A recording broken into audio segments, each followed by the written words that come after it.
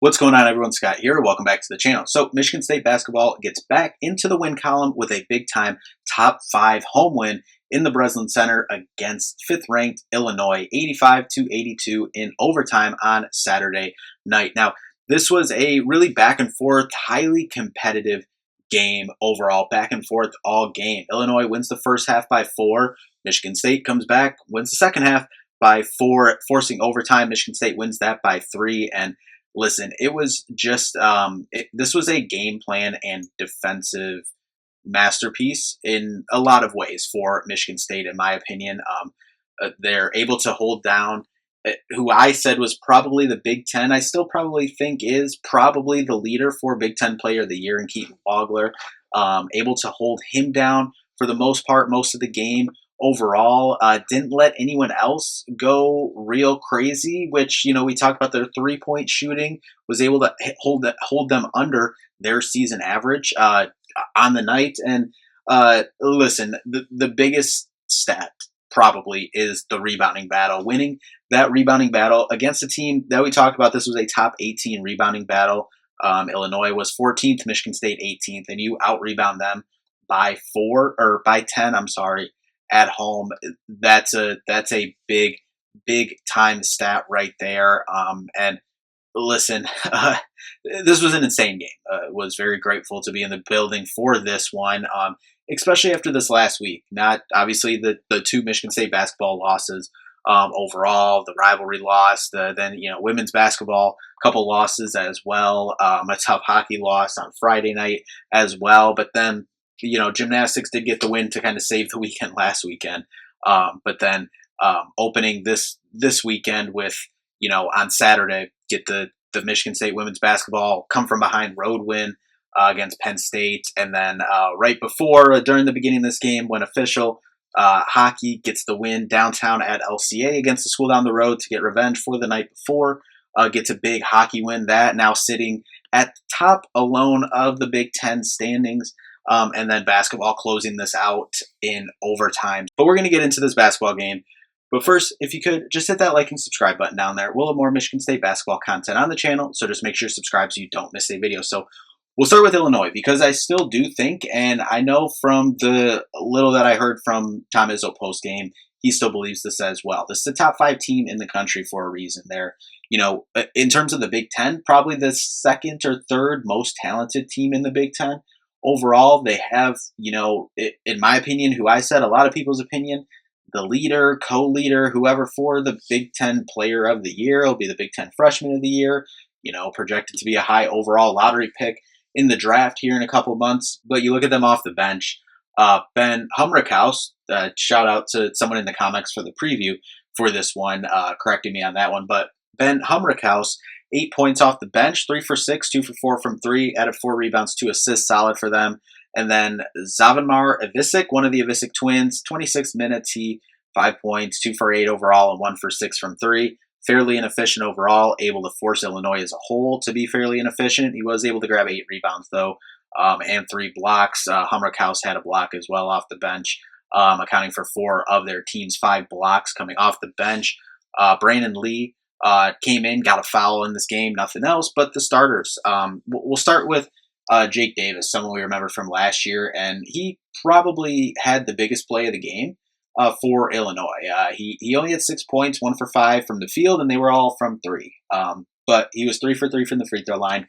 His 2 free throws at the end of regulation, big time spot obviously for him, and he clutch free throws, knocked him down. So you have to give, credit to him in that environment to knock those down. 3 for 3 from the line, 3 rebounds, an assist, and 2 steals. Was big in that moment to help send this game into overtime for Illinois, getting that rebound, getting the ball up to go to the free throw line and give him a chance to make those 2 free throws. Tomislav Ivisic fouled out in this one, 29 minutes, 12 points, 5 for 9 from the field, 2 for 6 from 3, 0 for 1 from the line. Holding him, only 2 rebounds as well, 1 assist and a steal as well. 2 steals for Jake Davis. David Mirkovic, he got it going a little bit. 18 points, 5 for 13, but 1 for 5 from 3, 7 for 8 from the line. Did a lot of damage there, but 6 rebounds, 6 assists, a steal on the block. Solid night for Mirkovic overall. Andrei Stojakovic, 17 points, 8 for 14, and 1 for 2 from three. 7 rebounds as well. And I thought he was fairly efficient. I mean, shooting better than 50% from the field overall and 50% from three. But the biggest story of the night, I think, Illinois coming in, we talked about this guy in Keaton Wagler. We talked about that. He's the Big Ten Player of the Year leader, probably coming into this one, and still think he probably is the leader in the clubhouse for this one. But there's still, for Illinois, there's still 7 games left. 7 games left for Michigan State as well. So still a good amount of the Big Ten schedule left to go. But the defense from really team defense, but specifically you have to shout out Jordan Scott, Jeremy Fears in this one, but it was the help defense as well. I thought Michigan State's game plan on the screens, the pick and rolls, the pick and pop and slides, and stuff like that. They did a good job of hedging on those and making the looks tough for him overall. And listen, he played 41 minutes and 16 points, but 2 for 16 from the field and 2 for 8 from three. His only two field goals were from three, and then was 0 for 8 from two. And a majority of his points came from the free throw line. 10 for 12 from the free throw line, but 6 rebounds, 3 assists, 3 turnovers, and a steal. The defense on Keaton Wagler, the probable Big Ten Player of the Year as of right now, 13 games into the Big Ten season. That was the key to this game. When you're looking at a specific player, personnel, number, stat, matchup, that was the biggest one in this game. And you have to shout out Michigan State in this one. And, we're going to talk a lot about Michigan State's, defense in this one. And that, was the key right there. Keaton Wagler being able to hold him down like that for the most part. Obviously was able to get it going from the free throw line, and hit those 2 threes, had the big one late from, way out there. But overall, just incredibly impressive on the defensive side for Michigan State. But so we will move it over to the Michigan State side of things here. And, off the bench, Denim Wojcik got in, had an assist. Jesse McCulloch got in, got a shot up. Nothing else for them. Only 2 minutes for both of them. Trey Fort got 7 minutes, and he hit his 1-3 in this one. And it was a big time one, too, because it felt like for most of this game, especially for most of the first half, until Michigan State finally, kind of came back and kind of had a sequence there in the second half to get the lead. Then it was like kind of tied and, whatnot. But even after that as well, it seems like this game would be, like a 1-point game or something. And then all of a sudden it'd be 4. And then wouldn't have a good Michigan State offensive possession. Illinois would have a chance, and you're like, then they'd get a look at 3, but then thankfully they'd miss. So there was a lot of those moments in this game where, some of it kind of reminded me of the game last Friday against that school down the road where, you were doing all these things right and, fighting, back in when you would get down 4 or so like that, where things are possibly about to go your way. And then all of a sudden they get a good look at 3, but thankfully they missed last Friday. That school down the road was not missing. So that was big in this one, but the defensive pressure from Michigan State was, had a lot to do with that as well. And obviously Kurtang had that big shot that would have ended the game if Michigan State was able to get a defensive rebound there on that last play of regulation. But 10 points overall in 16 minutes, 4 for 10, 2 for 6 from 3, 1 rebound. 1 turnover, but kind of the sequence of that last play as well. And, still just having the confidence to shoot it. And we needed his 10 points. And some of that, too, wasn't obviously not all just threes, but he's getting better at kind of, we talked about him. I called it kind of the Josh Langford coming off the pin down screen tight and, curling into the pull up. Doing good with that. He had a nice little like kind of runner, like floater situation there in the, paint or just outside of the paint. But just that last play with the rebound from, or getting the shot up originally on the pass out from Jeremy, but then Jax being able to come down with the rebound and then finding him cross court over there and then still staying set and shot ready. And being able to knock that down was absolutely huge in this one. And then Cam Ward off the bench as well. I kind of felt coming into this one, I was like, I'm kind of feeling a Cam Ward game, sitting there watching warmups. And, he delivered 18 minutes, 8 points, 3 for 4 from the field, and 2 for 2 from the free throw line. Absolutely huge, something that he has definitely struggled with so far this year, but 7 rebounds overall as well. And just the defensive intensity. I mean, that big time rebound and, put back tip in overtime was a huge momentum booster as well. That dunk in the first half, I said, is up there with a lot of Cohen Carr dunks this year as well. The fact that it was on someone's head too, is a big part of that. But super happy for Cam Ward having a big game like this as well.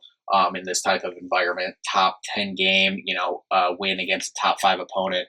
I thought that was huge. And then we'll move to the starting lineup, starting with Jordan Scott, his second straight and second career start in this one.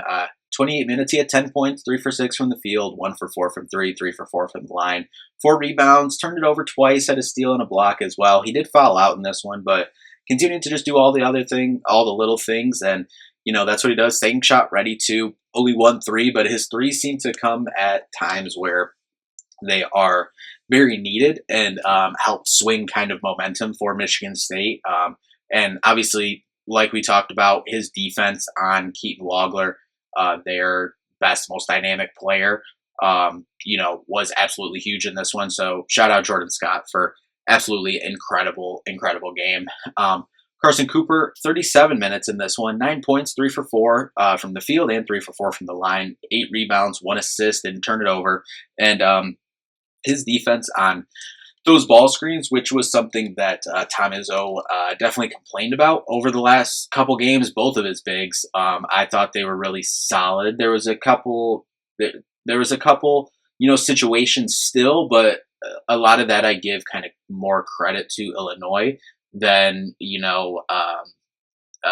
kind of blame on Coop for some of those. Like, you still got, I'm sure it's in the scouting report, some of the stuff, whatever, but there was a couple situations, and kind of most glaringly, the Keaton Wagler possession at the end of regulation, where Kurtang hits that 3, puts Michigan State up 2. Keaton Wagler comes down and he gets a good look because the defense, there was miscommunication on the switch. Carson Cooper was involved in on that, and miscommunication on that, and he got a pretty open look from 3. Thankfully, it was off, but Michigan State wasn't able to come down with the rebound, which allowed Jake Davis to get the rebound and go to the free throw line, hit those 2 to go to overtime. But Carson Cooper, solid game overall, especially on the defensive side, and helping clear that glass as well. Cohen Carr, 37 minutes, 8 points, 4 for 10 from the field, 0 for 2 from 3, 8 rebounds, 2 turnovers and a block. A couple incredible, alley-oops, obviously. The one where Jeremy threw it without a shoe from half court reverse, that was insane. But I still am continued to be impressed with Cohen's kind of leadership and energy. Like, Jeremy, Jeremy usually brings a lot to it, and we'll talk a little bit more about that when we get to Jeremy. Like, he brings a lot of that, but I think kind of the connector of everyone and positive, like, let's go, is from Cohen Carr, and kind of just, watching everything from like warm-ups, watching like huddles, and, in between plays, whatnot. That's, what I'm picking up. He's, especially in defensive situations too. He's the one over there next to the coaching staff a lot of the time. Fears is a lot too, but he's the one like getting the calls from the sideline and getting it to everyone. Him, Fears as well, but defensively. So just super impressed. Still going to the basket. Like, yeah, you'd want the numbers to pop off your screen a little more, but the fact that he's rebounding more consistently, better, and he's getting more shots up. Obviously, there was some that just didn't go in, but he was still being aggressive, going to the basket as well. And yeah, that's what we're going to need from him going forward the rest of the season.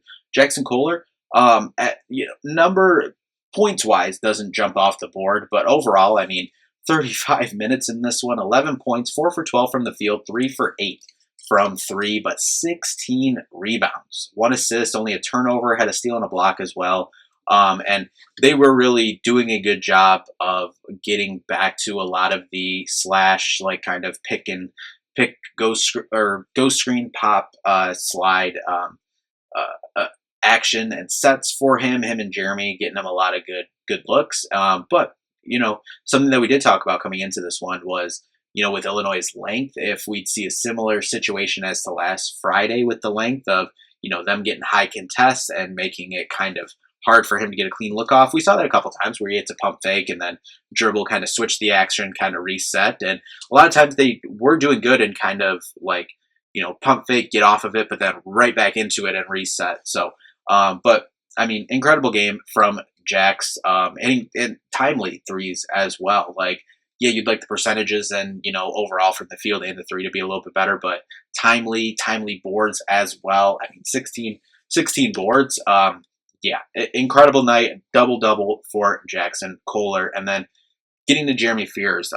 And I want to kind of lead with Jeremy Fears, and then closing it out player wise with Jeremy Fears. Obviously, everything that he's had to go through the last week or so. And while yes, there was a couple bad moments, should I say, over the last week, just him getting mischaracterized. And I saw Steve Smith interview him after the game, and he admitted that it was rough. And for him to go through all of that this last week and then come out and have this performance against your home state team, absolutely insane. Could not be more happier for Jeremy. 43 minutes in this one. Obviously, this is the first game without Divine. He's going to have to put in a lot of these minutes, a lot of games. 26 points, 7 for 19, 0 for 3 from 3, but 12 for 13 from the line. 3 rebounds, 15 assists to only 2 turnovers. 1 steal as well. Absolutely big time. Him getting downhill, just the pick and roll game, the pick and pop game with Jax and the pick and roll game with Coop. Like, when that's rolling, it's some of the best stuff that you'll see in the Big Ten. I mean, and that has kind of been the second, really since the scoring switch kind of flipped for Jeremy. That's been the biggest thing, is getting downhill, into the paint, creative finishes, whether finishing at the rim or, kind of little jumper, floater type situations around the basket. Cannot say enough about Jeremy. And I'll say it did seem like he was, like, not that he wasn't into it, but like a big time game, usually like early on, Jeremy's like really amped up and in it. And he was really just, just laser focused on everything, making it happen. He got into it, was getting the crowd into it later in the game, but you have to shout out his teammates. And you saw this with Carson, Jackson, Cohen as well. Other guys just, bringing that energy to get kind of that energy and everyone going early in the game that you'd usually see from Jeremy. And then him to come on later, with some of that stuff was incredible. But I mean, he's playing like, talked about Wagler, but, Jeremy's playing like, one of the contenders for Big Ten Player of the Year, playing like, obviously first team All Big Ten. He's playing like an All-American. So just incredibly happy for him after everything that he had to go through this past week, and to come out with that performance and a top 5 win at home. Incredible. So now some just numbers from both sides. 37% compared to 43% from the field for Michigan State. 28% to 29% for Michigan State. 83%, 87% from the line. 38 rebounds for Illinois. 48 for Michigan State. Both had 15 offensive, but 23 defensive and 33 defensive for Michigan State. 13 assists compared to 18 for Michigan State. 5 steals compared to 3 for Michigan State. 5 blocks compared to 4. Not a lot of turnovers. 4 for Illinois, 8 for Michigan State. 4 points off turnovers compared to 5 for Michigan State. Now this next stat, fast break points. This back-to-back games, Michigan State has allowed 0 fast break points. They scored 22 in this one. Points in the paint, 32-36. That was a big key that we talked about coming into this one as well. Illinois had a lead at 1 point up to 9. Michigan State had a 6-point lead at 1 point as well. But this one now, Michigan State improves on the year to 20-4 and 10-3 in the Big Ten. Now a game and a half out of first place, so you're still firmly in the race of contending for a Big Ten title. You're going to need a loss or 2 along the way to help you in that situation, but you're still in this thing. Going to need some help, but a lot of stuff still ahead of you. And now you have essentially almost 6 days, a week off or so until you head to Wisconsin next Friday. So anyway, huge win for Michigan State.